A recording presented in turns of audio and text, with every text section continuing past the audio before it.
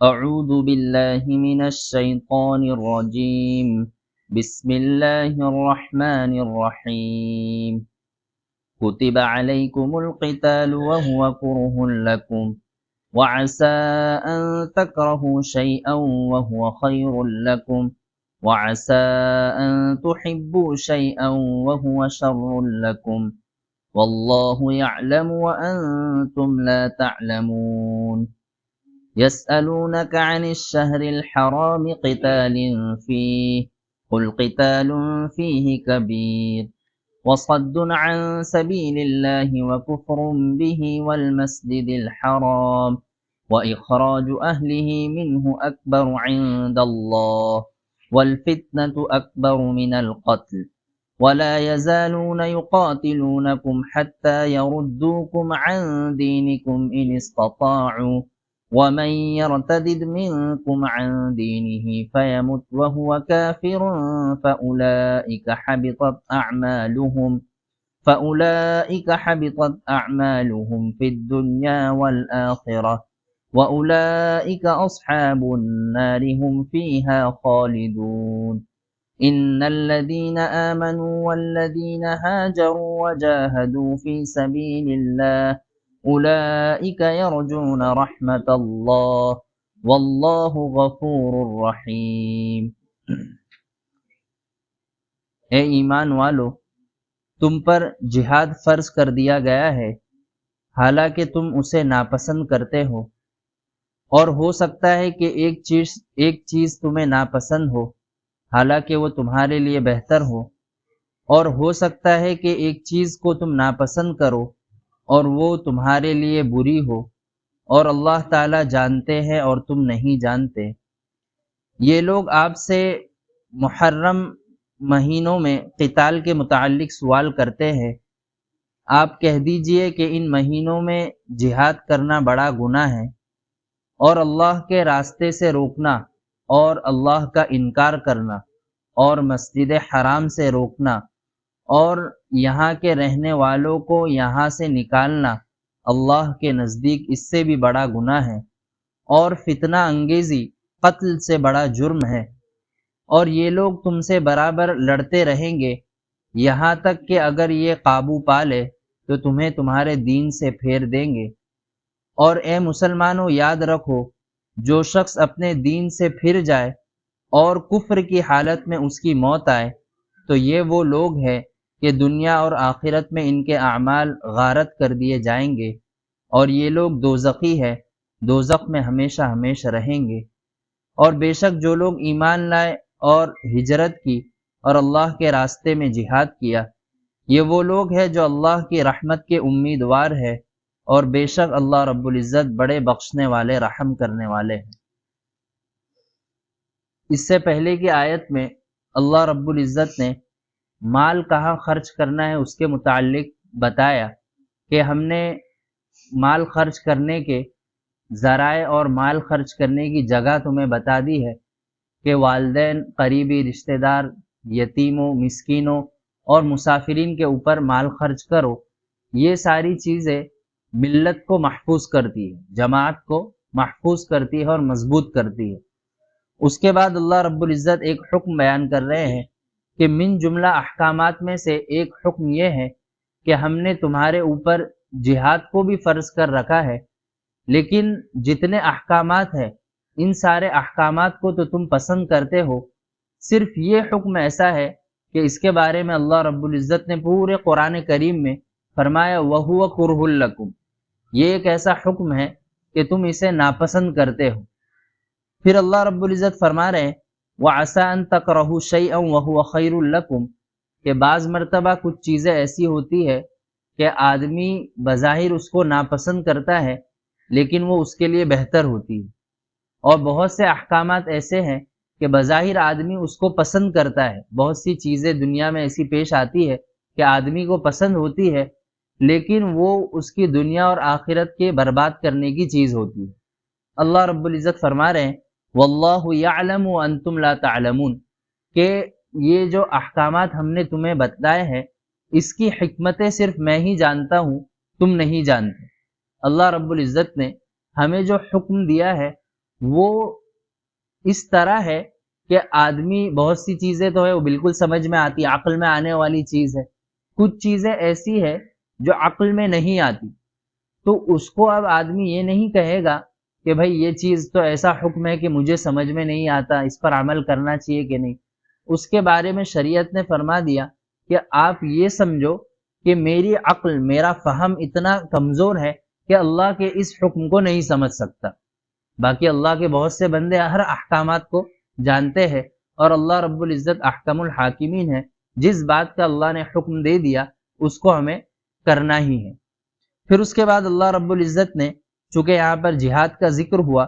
تو پوچھا یسألونک عن الشہر الحرام، کہ محترم مہینے جو 4 ہے، رجب، شعبان اور محرم، ذی القعدہ اور ذی الحجہ، اور اسی طرح ایک مہینہ رجب، ان 4 مہینوں کے اندر پہلے زمانے میں کہ کفار بھی تھے ان مہینوں کو محترم سمجھتے تھے اور اس کے اندر آپس میں نہیں لڑتے تھے۔ تو اصل میں واقعہ یہ ہو گیا کہ جب اللہ کے نبی صلی اللہ علیہ وسلم ہجرت کر کے مدینہ آ گئے تو کفار مکہ جو تھے یہ بالکل آپ کے اوپر چڑے ہوئے تھے کہ یہ بچ کیسے گئے یہاں سے، آپ کے قتل کا ارادہ کرتے تھے، لیکن اللہ نے آپ کو بچا کر وہاں سے نکال دیا۔ تو یہ لوگ کفار مکہ جو تھے آپ کے اوپر حملہ کرنے کی تیاری کر ہی رہے تھے، تو اللہ کے نبی صلی اللہ علیہ وسلم ان کی خبر لینے کے لیے کچھ وقت میں صحابہ اکرام کے دستوں کو بھیجتے تھے، اور وہ جاتے تھے اور ان کی خبر لے کر آتے تھے کہ کہیں یہ تیاری میں تو مصروف نہیں ہے مدینہ پر حملہ کرنے کے لیے۔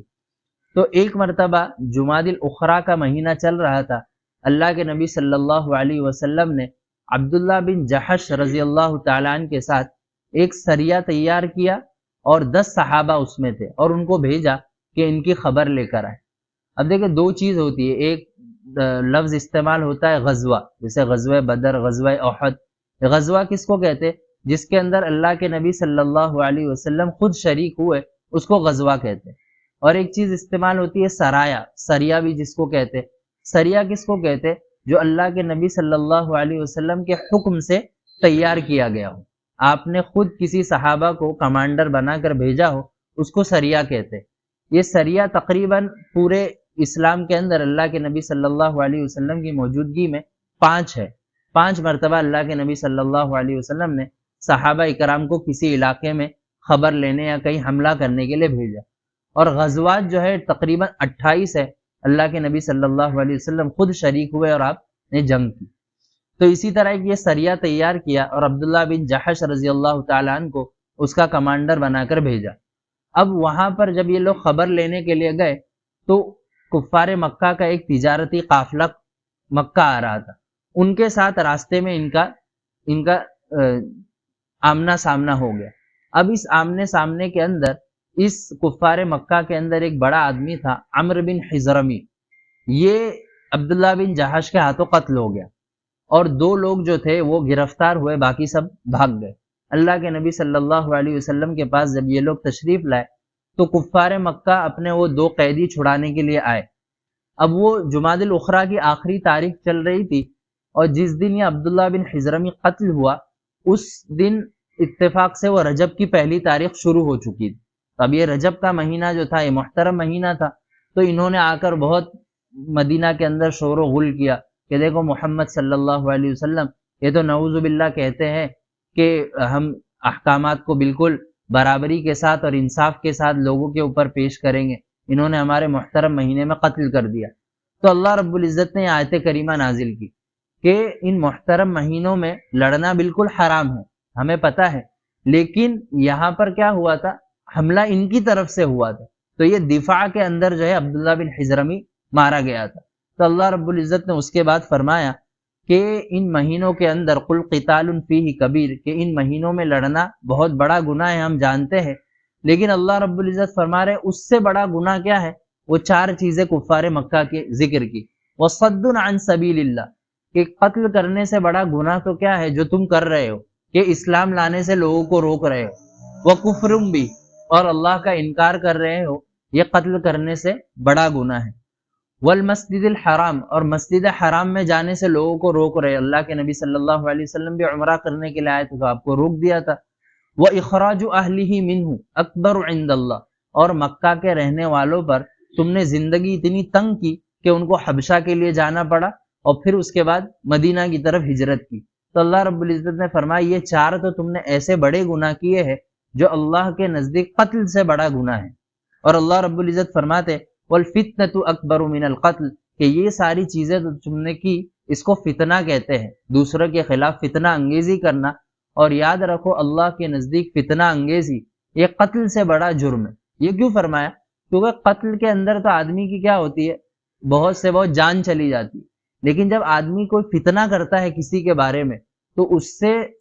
خود کی بھی اور سامنے والے کی دنیا بھی خراب ہوتی ہے اور آخرت بھی خراب ہوتی ہے۔ اس لیے اللہ رب العزت نے فرمایا کہ فتنہ انگیزی میرے نزدیک قتل سے بڑا جرم ہے۔ اور پھر اللہ رب العزت فرماتے ہیں کہ یہ کفار مکہ کا حال یہ ہے وَلَا يَزَالُونَ يُقَاتِلُونَكُمْ، یہ تم سے لڑتے رہیں گے لڑتے رہیں گے لڑتے رہیں گے، اور جب یہ تم پر قابو پا لیں گے تو ان کا مقصد تمہیں ختم کرنا نہیں ہے۔ ان استطاعوا، یہ تم کو چاہتے ہیں یردوکم عن دینکم، تمہیں تمہارے دین سے پھیر دے۔ اللہ رب العزت نے اس کے بعد ایک قاعدہ بیان کر دیا کہ جو اسلام لے آیا اس کے نزدیک اسلام کی اتنی اس کے نزدیک اس کی احکمیت ہونی چاہیے کہ وہ اپنی جان دے دے لیکن دین سے نہ پھرے۔ اس کو اللہ رب العزت نے فرمایا کہ مسلمانوں یاد رکھو وَمَن يَرْتَدِدْ مِنْكُمْ عَنْ دِينِهِ فَيَمُتْ وَهُوَ كَافِرٌ فَأُولَٰئِكَ حَبِطَتْ أَعْمَالُهُمْ فِي الدُّنْيَا وَالْآخِرَةِ، کہ جس نے اسلام لانے کے بعد ارتداد اختیار کیا، دین سے پھر گیا اور پھر کفر کی حالت میں اس کی موت آئے، تو اللہ رب العزت فرماتے ہیں فَأُولَٰئِكَ حَبِطَتْ أَعْمَالُهُمْ فِي الدُّنْيَا وَالْآخِرَةِ، ہم دنیا میں بھی اور آخرت میں بھی ان کے سارے اعمال کو غارت کر دیں گے، زیرو کر دیں گے، ان کے لیے ہمارے پاس کچھ نہیں ہوگا۔ اور جب آدمی مرتد ہوتا ہے تو اس کے بارے میں شریعت کے یہ احکام ہے کہ اگر اس نے بہت سی چیزوں سے وہ محروم ہو جاتا ہے دنیا کے اندر بھی۔ سب سے پہلے تو کیا کہ بھائی بیوی جو ہے نکاح سے نکل جاتی ہے، اگر اس کا باپ جو ہے مسلمان ہے اور باپ کے مرنے کے بعد کافر بیٹے کو وراثت نہیں ملے گی۔ اسی طرح اگر وہ کفر کرنے کے بعد جو ہے اسلام بھی لے آتا ہے تو بھی اس نے جو پہلے اعمال صالحہ کیے وہ ختم، اب اثر نو اس کو اعمال کرنے پڑیں گے۔ اور ایک دنیا کے اندر عذاب یہ ہوتا ہے کہ مسلمان جو ہے اس کی نماز جنازہ نہیں پڑھیں گے، بھلے سے اس کا سارا خاندان مسلمان ہو۔ اسی طرح اس کو مسلمانوں کے قبرستان کے اندر دفن نہیں کیا جائے۔ تو یہ ساری چیزیں ہیں کہ آدمی دنیا میں بھی محروم رہے گا اور آخرت میں تو ظاہر سی بات ہے بغیر دین کے جائے گا تو اس کو بڑا عذاب ہوگا۔ اللہ رب العزت فرماتے ہیں وَأُولَٰئِكَ أَصْحَابُ النَّارِ، کہ یہی لوگ ہیں جو فتنہ انگیزی کرتے ہیں اور دین سے پھر جاتے ہیں، یہ دوزخی لوگ ہیں۔ اور صرف یہ نہیں، بعض دوزخی تو وہ ہے کہ جن کو ہم تھوڑا عذاب دیں گے ان کے گناہ کے بقد اور پھر ان کو جنت میں داخل کر دیں گے، ان کا حال یہ ہم فیہا خالدون، یہ ہمیشہ ہمیشہ اس میں رہیں گے۔ پھر اللہ رب العزت اس کے برخلاف مسلمانوں کا حال بیان کر رہے ہیں کہ ہاں جو لوگ ہمارے اوپر ایمان لائے اور انہوں نے ہمارے لیے صرف اسلام کے لیے کیا کی، اپنا گھر بار اپنا وطن چھوڑا اور ہجرت کی، والذین ہاجروا وجاہدوا فی سبیل اللہ، اور جب بھی ہمارا حکم آیا تو اللہ کے راستے میں اپنی جان کی پرواہ نہیں کی اور جہاد کیا، اولئک یرجون رحمت اللہ، اور وہ لوگ ہر وقت اللہ رب العزت کی رحمت کے امیدوار ہوتے ہیں، تو واللہ غفور الرحیم، تو اگر ان سے کوئی چھوٹی موٹی کمی کوتاہی ہو جائے گی تو اللہ رب العزت بڑے بخشنے والے اور رحم کرنے والے۔ یہ قرآن کریم کا اسلوب ہے کہ جب بھی کبھی اللہ رب العزت اپنے نافرمانوں کا ذکر کرتے ہیں تو اس کے ساتھ ہی فرما برداروں کا ذکر کرتے ہیں، تاکہ یہ بات لوگوں کے ذہن میں آ جائے کہ نافرمانوں کے لیے اللہ نے جتنا سخت عذاب تیار کر رکھا ہے، فرما برداروں کے لیے اللہ رب العزت کے ہاں اتنی زیادہ مغفرت اور رحمت ہے۔ اللہ رب العزت ہم سب کو اپنے ایمان کی قدر کرنے کی توفیق عطا فرمائے۔ سبحان اللہ و بحمدہ۔